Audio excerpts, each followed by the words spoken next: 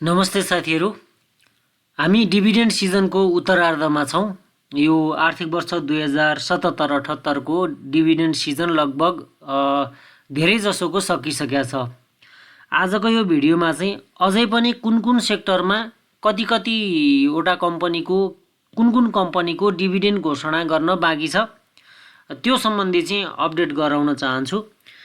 यस्तो किसिमको अपडेट हामीलाई किन गराउनुपर्छ भन्दा कहिले हाम्रो चाहिँ त्यो डिभिडेन्ड साइकोलोजीले के भन्छ भन्दा राम्रो कम्पनीहरूको चाहिँ डिभिडेन्ड घोषणा जसको राम्रो हुन सक्ने सम्भावना छ फन्डामेन्टल पर्सपेक्टिभबाट तिनीहरूको चाहिँ हामीले डिभिडेन्ड घोषणा होस् अनि किनौला भनेर चाहिँ ढिलो हुन सक्ने हुन्छ र फन्डामेन्टल्ली अलिकति विक छ भने चाहिँ तिनीहरूको चाँडो किनेर चाहिँ फेरि झन् नराम्रो हुन सक्छ हैन। डिभिडेन्ड घोषणा भएपछि चाहिँ फेरि सस्तोमा पाइने चान्सेस हुन्छ हैन। अनि जब डिभिडेन्ड घोषणा हुन्छ तब फेरि मार्केट बढ्छ, त्यसपछि केही रेस्पोन्स दिन छोड्छ फेरि मार्केटले। फेरि बुक क्लोज डेट फिक्स भएपछि त्यो डिभिडेन्ड बारे रेस्पोन्स दिन थाल्छ। भनेपछि हामीले कुन कम्पनीले घोषणा गरिसके कुनले बाँकी छ हैन त्यो चाहिँ अपडेट भइराख्नु पर्ने रहेछ। आजको यो भिडियोमा चाहिँ म हरेक सेक्टरमा तपाईहरुले कुन कम्पनीमा अझै पनि किन्नुभयो भने डिभिडेन्डको अवसर छ त्यो सम्बन्धी अपडेट गराउन गइराखेको छु। म तपाईहरुलाई मेरो एक्सेल सिटमा लग्न चाहन्छु। पहिला सुरुमा यहाँ हरेक सेक्टर वाइजको मैले तपाईहरुलाई भन्ने छु हैन। अब कमर्सियल बैंकबाटै सुरु गरौँ। कमर्सियल बैंकमा सबैले घोषणा गरिसकेका छन् है र अब किनेर तपाईले डिभिडेन्ड खाने भनेको चाहिँ एनआइसी एसिया बैंकको एउटा बाँकी छ। एनआइसी एसिया बैंकको चाहिँ तपाईको 15% छ हैन बोनस शेयर। त्यो तपाईको राष्ट्र बैंकबाट स्वीकृत भइराखेको छैन। मेरो विचारमा अब के कुरा भइराखेको छ न्यूजमा भए अनुसार चाहिँ अलिकति गाइडलाइन्स अनुसार मिलेन। अनि सकेसम्म एनआइसी एसिया बैंक चाहिँ राष्ट्र बैंकबाट रिजेक्ट होस्, त्यसपछि अनि भनौं न हामीले त दिन खोज्या हो राष्ट्र बैंकले नै रिजेक्ट गर्यो भन्ने हिसाबले चाहिँ अब बच्न चाहन्छ। राष्ट्र बैंक पनि पहिला संशोधन गरेर ल्याओस्, संशोधनको निवेदन एनआइसी एसिया बैंकले नै पेश गरोस्, त्यसपछि मात्रै हामी लाभांश संशोधन गर्छौं भन्ने हिसाबले चाहिँ राष्ट्र बैंक छ भन्ने चाहिँ सुन्या हो हैन। अब त्यो के होला हैन, रिजेक्टै त नहोला मेरो विचारमा।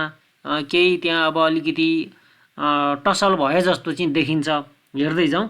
तैपनि आजसम्मको हेर्दाखेरि एनआइसी एसिया बैंकको डिभिडेन्ड स्वीकृत भएको छैन। अनि त्यसपछि बुक क्लोज डेट त्यही भएर यसको फिक्स हुन टाइम लागेको हो। र अब बाँकी सबै कम्पनीहरुको डिभिडेन्ड घोषणा भई बुक क्लोज मिति पनि सकिसकेको छ। यो यहाँहरुलाई म जानकारी गराउन चाहन्छु हैन। अनि त्यसपछि यो अब अहिलेसम्मको कमर्सियल बैंकको हेर्दाखेरि हाईएस्ट चाहिँ तपाईको नबिल बैंक रहेको छ हैन, 38% घोषणा गर्यो। अनि लोएस्टमा चाहिँ सिभिल बैंकले 5% मात्रै गर्यो बोनस शेयर। अनि इन्डस्ट्रीको एभरेज भनेको चाहिँ 15% को दरले कमर्सियल बैंकले एभरेजमा बाँडेका छन्। म चाहिँ एकदम स्याटिस्फाई डाटा लाग्यो एभरेजमा अहिलेसम्म जतिले जसरी बाँडे एभरेजमा अब 15 को रेटले बाँडिराखेका छन्। यो चाहिँ ठिकै छ। अर्को चाहिँ डिभिडेन्ड यील्ड अहिले सेकेन्डरीमा तपाईको लागतको हिसाबले पनि सबैभन्दा राम्रो चाहिँ कमर्सियल बैंककै 3.2% चाहिँ तपाईको सबै सेक्टर भन्दा राम्रो चाहिँ यो डिभिडेन्ड यील्डमा कमर्सियल बैंक छ है। अब डेभलपमेन्ट बैंकतिर जाउँ। डेभलपमेन्ट बैंकमा चाहिँ अब एउटा गरिमा विकास बैंकको अब किनेर पाइन्छ 16% घोषणा भइसकेको छ। बुक क्लोज डेट चाहिँ फिक्स भएको छैन है। त्यस्तै अरु अब कर्णाली डेभलपमेन्ट बैंक, अनि त्यसपछि नारायणी हैन, अनि इडीबीएल कर्पोरेट डेभलपमेन्ट बैंक, सिन्धु, जीआरडीबीएल, एसएपीडीबीएल को पनि तपाईको लाभांश घोषणा भएको छैन। तर यो के रे भर्खरै राइट शेयर दिएको छ एनएबीबीसीले। कर्पोरेटको पनि सम्भवतः डेट फिक्स भइसकेको छ। त्यही भएर उहाँहरुलाई पनि अहिले यो राइट शेयरको लागि मात्रै भयो। डिभिडेन्डको चाहिँ हामीले अहिले एक्सपेक्टेसन छैन हैन। एजीएममा पनि त्यो चाहिँ पर्न सकेन भनेपछि अब राइट शेयरको नै कुरा मात्रै आयो, डिभिडेन्डको कुरा आएन। अब यिनीहरुमा एकदम नोटिस गर्न लायकको कम्पनी भनेको चाहिँ एकदम इडीबीएल को चाहिँ अब राम्रो क्यापासिटी भएको चाहिँ इडीबीएल हो है। यो इडीबीएल हो। बाँकी अरु यो तीनटा सिन्धु, जीआरडीबीएल, एसएपीडीबीएल को पनि खास त्यस्तो कर्णाली डेभलपमेन्ट ब्याङ्कको पनि त्यस्तो धेरै अन्डर 10 आयो भने पनि अन्डर 10 नै आउने सम्भावना हुन्छ। इडिबिएलको चाहिँ राम्रो आउन सक्छ। यसले पनि भर्खरै राइट सेयर त गर्यो होइन। ज्यादातर अवस्थामा चाहिँ आइपिओ जारी गरेको वर्ष, राइट सेयर जारी गरेको वर्ष चाहिँ उनीहरूले पेड अफ क्यापिटल बढाएको हुनाले लाभांशमा उनीहरूले त्यति ध्यान नदिन पनि सक्छन् है। अब फाइनान्स सेक्टरतिर जाउँ। Nepal finance, best finance, Janaki finance, अनि समृद्धि फाइनान्स र गोर्खा फाइनान्स छ र यसमा पनि अब अलिकति नोटिस गर्न लायकको अब सेकेन्डरीमा पनि एकदम ट्रेन्ड आउने होइन। गोर्खा फाइनान्स चाहिँ अलिकति म्यासिभ वेटिङमा चाहिँ हुनसक्छ। अब माइक्रो फाइनान्समा चाहिँ नेसनलको चाहिँ अझै पनि चान्स छ। अझै हामीले किन्यौँ भने पनि डिभिडेन्डको लागि हामी हकदार बन्न सक्छौँ। डिभिडेन्ड पनि राम्रो छ, 40 + 5% क्यास छ होइन। अनि अरू चाहिँ ग्रामीण विकास अनि त्यसपछि यो एनएसइडब्ल्युए, जेबिएलबी, केएलबिएसएल, किसान लघु वित्त, आरम्भ चौतारी होइन, अनि नयाँ सारथी, एनएसएलबी यिनीहरूको पनि बाँकी छ। सबैभन्दा धेरै वेटिङमा भएको भनेको लगानीकर्ताहरूको चाहिँ जेबिएलबी नै हो है। र अहिलेसम्म घोषणा गरेकोमा महिलाले राम्रो दिएको छ होइन। सबैभन्दा बढी 50% बोनस सेयर 50% समग्रमा दियो। अनि अहिलेको धेरै एकदम हाई एक्सपेक्टेसन अबको भनेको चाहिँ वेटिङमा चाहिँ त्यही जेबिएलबी नै हो। र एभरेजमा अहिलेसम्म घोषणा गरेको मध्ये 24% को एभरेजमा चाहिँ अहिलेसम्म घोषणा गरेका छन्। अब हाइड्रो कम्पनीहरूको चाहिँ अब घोषणा गर्न बाँकी रहेको भनेको चाहिँ अब कतिपय चाहिँ तपाईँको अब हेर्नु होला, कतिपयको अब क्षमता होला नहोला, कतिले अब राइट सेयर दिएका होलान् के होला, त्यो चाहिँ कैफियतहरू चाहिँ आफैले हेर्नु होला। मैले यिनीहरूको चाहिँ अब अहिलेसम्म केही बोर्ड अफ डाइरेक्टरको मिटिङ बसेर घोषणा गरेको छैन। नेसनल हाइड्रो, एनएचपिसी, अप्पर, मध्य भोटेकोसी, डिएचपिएल, राधी, युएमएचएल, एकेजेसिएल, युपिसिएल, सास, एसडिएचपिसी, एसएचएचएल, जिएलएच होइन, अनि एसएचएल, एलइसी, युएमआरएच अनि एसपिसी यिनीहरूको पनि बाँकी छ है। कतिले चाहिँ अब बिना डिभिडेन्ड एजिएम पनि गरिसकेका छन्। त्यसमा एकचोटि सेयर संसारमा अथवा मेरो लगानीमा एकचोटि डाटा अपडेटेड गर्नु होला। कुनै कम्पनीको एकदमै आधिकारिक ढङ्गले चेक गर्नु पर्यो भने चाहिँ सम्बन्धित कम्पनीको वेबसाइट पनि एकचोटि चेक गर्नु होला है। अब नन लाइफतिर जाउँ। नन लाइफतिर चाहिँ तपाईँको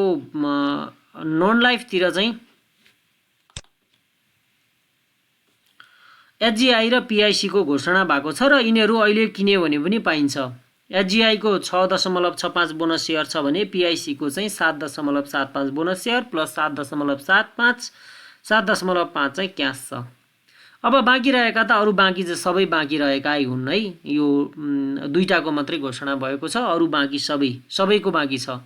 एनआइसिएल, युआइसी, इआइसी, एनआइएल, एसआइसी, आइजिआई, पिआइसिएल, एलजिआइएल, एसआइसिएल, एसआइएल, एनएलजी होइन, अनि आरबिसिएल, पिआरआइएन, जिआइसी, एसजिआई अनि जिआइसी, एसजिआई अनि एआइएलको बाँकी छ। अदर सेक्टरमा त अब एनआरआइसी र एनटिसी दुवै बाँकी छ घोषणा हुन। एनआरआइसीको भर्खरै बुक क्लोज भएको छ। यो चाहिँ गत योभन्दा अगाडिको आर्थिक वर्षको मात्रै हो। अबको चाहिँ हेर्दै जाउँ। अनि यो लाइफ इन्सुरेन्समा चाहिँ यो 77-78 को कसैको पनि घोषणा भएको छैन होइन। अब गर्ने भनेको पनि 76-77 को हो। त्यो भएको हुनाले 76-77 को पनि तपाईँको 3टा कम्पनीको चाहिँ अहिले किन्नुभयो भने पनि पाउनुहुन्छ। एउटा एएलआइसिएल को, अनि त्यसपछि अर्को चाहिँ यो 25% छ यसको, अनि जेएलआईको तपाईँको 5% छ भने एलआइसिएन को 20% छ। यिनीहरूको चाहिँ अहिले किने पनि बुक क्लोज भएको छैन, पाउनुहुन्छ। र बाँकी अरू सबैको बाँकी छ र यिनीहरूले घोषणा गर्दा 76-77 को गर्ने हुन् है। 1 वर्ष ढिला हुन्छ। अनि अदर सेक्टरको भनिहालेँ। ट्रेडिङ सेक्टरको चाहिँ एसटिसी, बिबिसी यो दुवैको बाँकी छ। र अब एसटिसी, बिबिसीले त अहिलेसम्म दिएको रेकर्ड छैन भन्न सकिएन। अब अदालतको आदेश अनुसार यदि नयाँ कार्य सञ्चालक समिति गठन भयो, नेपाल सरकारको नाममा चाहिँ जुन अदालतले फैसला गरेको किताहरू भयो भने यो विवाद इन नभइकन चाहिँ त्यहाँबाट चाहिँ आउँछ जस्तो लागेन यो डिभिडेन्ड। म्यानुफ्याक्चर एन्ड प्रोसेसिङमा बोटलर्सको बाँकी छ है। अनि होटेल एन्ड टुरिज्म अर्को सेक्टर यहाँ बाँकी रहेछ। होटेल एन्ड टुरिज्ममा चाहिँ भए जति सबै कम्पनीको बाँकी छ हैन, कुनैले पनि चाहिँ तपाईँको घोषणा गरेका छैनन्। अब हामीले त्यस्तो एक्सपेक्टेसन पनि नगरौँ होटेल एन्ड टुरिज्मबाट। कोरोनाले सबैभन्दा धेरै थलिएको, कोरोना पछि इपिएस माइनसमा गएको सेक्टरबाट अहिले डिभिडेन्डको आश नगरौँ है त। अब यसमा मैले यो खास सेयर संसारबाट र अरू विभिन्न फ्री पेड जति अभाइलेबल छ त्यो डाटाबाट मैले कलेक्ट गरेको हो म्यानुअली नै हैन। कुनै कुनैमा केही अपडेटहरू छुटेको भए यदि तपाईलाई कुनै नोटिस गर्नुभयो भने कृपया कमेन्टमा मेन्सन गरिदिनु होला। सकेसम्म गलत इन्फर्मेसन चाहिँ डेलिभर नहोस् हैन। यी कम्पनीहरूको चाहिँ अब डिभिडेन्ड सिजनको उत्तरार्धमा छौँ हैन। अब कसले दिए कति दिए भन्नुभन्दा पनि अब दिन बाँकी कुन कुन छन् र अब हामीले किन्दा कुन कुनमा आँखा लाउने भन्ने कुरा चाहिँ इम्पोर्टेन्ट कुरा हो है त। ल त्यसैको तपाईलाई सहयोग हुन्छ भनेर मैले यो भिडियो ल्याएको हुँ। अर्को भिडियोमा यहाँहरू समक्ष फेरि भेट्छु। अहिलेको लागि यति नै, धन्यवाद।